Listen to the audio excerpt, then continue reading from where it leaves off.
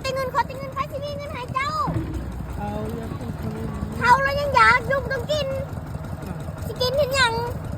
เบิดละเงินนี่มีเท่านี้ล่ะเงินหัน เอาดิ โอ้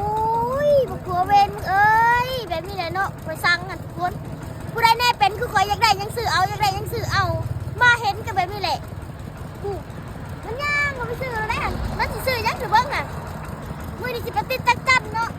คือกบนี่แหละเบิ้งมันสิได้ยังมานี่ก็ละเงินเด้ถ้าเป็นแบบนี้เนาะมันจะเลินดอกกระเป๋ากระเหี่ยวแล้วบ่มียังดอก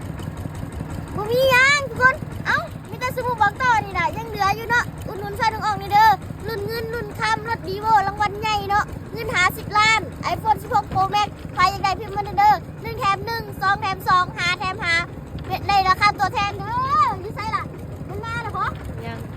โอ้ยมันสิไปซื้อยังนั่นเดิมแต่มาเด้อกันมาโลด